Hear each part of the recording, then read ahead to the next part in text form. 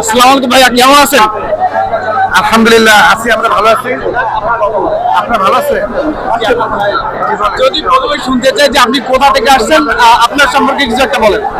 আমি তো ছাত্র দলের রিক্রুট, ছাত্র দলের সৃষ্টি। আমি একজন ছাত্র দলের কর্মী ছিলাম, এখন যুব দলের কর্মী। কোথা থেকে আসছেন আপনি? বাংলাদেশ আমরা তো জান্নাত সম্পর্কে জান্নাত থেকে পৃথিবীতে ধন্যবাদ। এখন আমি বলছি আপনি কোন এলাকা থেকে আসছেন সেটা আর কি। আমি জগন্নাথ বিশ্ববিদ্যালয়ের আহ্বায়ক ছিলাম, ঢাকা মহানগর দক্ষিণ যুব দলের আহ্বায়ক ছিলাম, সাধারণ সম্পাদক ছিলাম, কেন্দ্রীয় যুব দলের যুগ্ম সম্পাদক ছিলাম। এখানে আমার কেন্দ্রীয় যুব দল নেতা মহানগরের প্রথম যুগ্ম সম্পাদক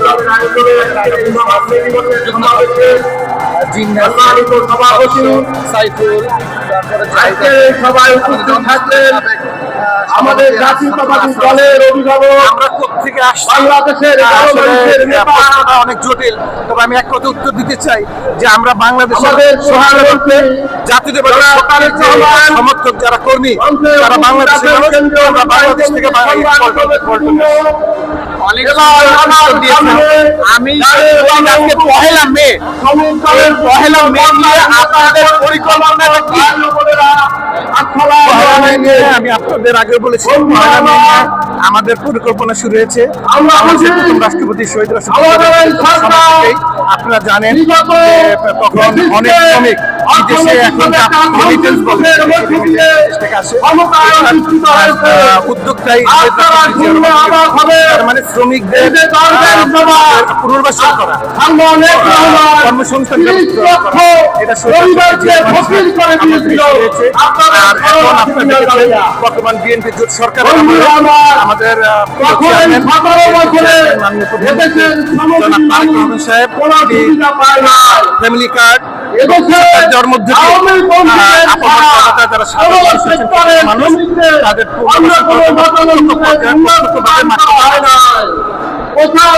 আমরা জানি যে একটা দল আপনাদের পিছনে লেগেছে, আপনাদেরকে বাধা দিচ্ছে, সেই দল সম্পর্কে আপনারা কি বলবেন? আমরা বলতে চাই যে আমাদের যারা বাধা দিচ্ছে তাদের বাধা উপেক্ষা করে জনগণ ক্ষমতা এনেছে। যারা বাধা দিচ্ছে তারা পিছনের লোক, চাই না। আমরা মনে করি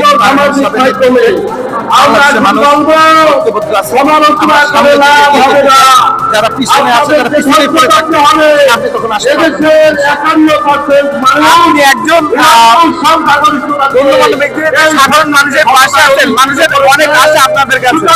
আমি বলবো সাধারণ মানুষদের জন্য আপনারা কি করবেন বা কি পরিকল্পনা করছেন?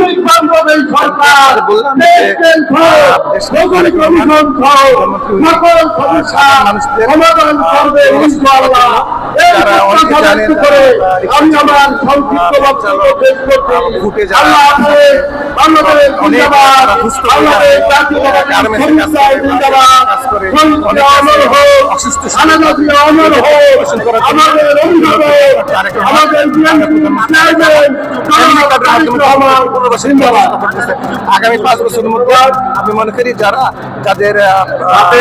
মনে করে রাষ্ট্রীয় সাহায্যের মাধ্যমে তাদের পরিবার চলবে বা রাষ্ট্রের সহযোগিতা তারা কাম্য করে, এই ধরনের সকল মানুষকে অবশ্যই ফ্যামিলি কার্ড যা শ্রমিক তাদের যে পারিশ্রমিক, অনেকে বলতে ঠিকঠাক পারিশ্রমিক পায় না, এই বিষয়টা নিয়ে আপনি কিছু একটা বলেন। পারিশ্রমিক সঠিকভাবে পায় না যেটি বলছি, আসলে প্রাতিষ্ঠানিকভাবে শ্রমিকদের আমরা মনে করি যে শ্রমিকদের এই ধরনের সমস্যা বর্তমান সরকারের মাধ্যমে আস্তে আস্তে তাদের স্যালারি বৃদ্ধির মাধ্যমে তাদের সমস্যার সময় সমাধানে আসবে। একটা মনে করতে হবে যে আমাদের বাংলাদেশ উন্নয়নশীল দেশ, তবে এখানে বাংলাদেশের আসলে বৈদেশিক রেমিটেন্স আসা এবং গার্মেন্টস শিল্পের মাধ্যমে বিদেশে যে আমরা পোশাক রপ্তানি করি তার মাধ্যমে যে অর্থ আসে, এছাড়া তারা খুব বেশি অর্থ আর বাংলাদেশে খুব বেশি সুযোগ নেই। বাংলাদেশের তেমন কোনো ধনী নেই। বাংলাদেশের অভ্যন্তরীণভাবে অনেক অর্থ আয় তেমন কোনো সুযোগ নেই। তো এগুলি দীর্ঘমেয়াদী সমস্যা শ্রমিকদের, এগুলো আমি মনে করি পর্যায়ক্রমে বর্তমান সরকার অবশ্যই মালিক শ্রমিকদের সাথে মিটিং করে এগুলো সমস্যার সমাধান করতে অবশ্যই। আপনি অনেক সুন্দর কথা বলেছেন। আমরা আরো একটা জিনিস দেখি যে গতকাল প্রধানমন্ত্রী তারেক রহমান একটা বক্তব্য দিয়েছে, তার যে বসার চেয়ারটা সেটা অনেক গরম। তিনি ভাইরাল কোনো কথা বলতে চান না, মানুষকে নিয়ে কথা বলতে চান। এই জিনিসটা আপনি কেমন ইতিবাচক হিসেবে দেখেন? আসলে আপনি বলতে চাই যেটি সেটি হচ্ছে গিয়া প্রধানমন্ত্রীর চেয়ারটা তো অবশ্যই গুরুত্বপূর্ণ এবং গুরু দায়িত্বের চেয়ার। আপনি দেখেন বর্তমান সরকারের অধীনে যদি রাষ্ট্র সফল হয় তাহলে এই সফলতার দাবিদার সবাই হবে, বিরোধী দল সহ। আর যদি ব্যর্থ হয় তাহলে দায়িত্ব সূত্রে একমাত্র তারেক রহমানের। সবাই কিন্তু তারেক রহমান সাহেব প্রধানমন্ত্রীকে চাপিয়ে দেবে। তো সেই জায়গা থেকে আমি মনে করি যে প্রধানমন্ত্রী চেয়ার অত্যন্ত গুরুত্বপূর্ণ একটি ভারী এবং অবশ্যই একটি গরম চেয়ার। উনি সঠিক কথাটি বলেছেন। ধন্যবাদ ভাইয়া, সুন্দর কথা বলেছেন। আপনাকে ধন্যবাদ।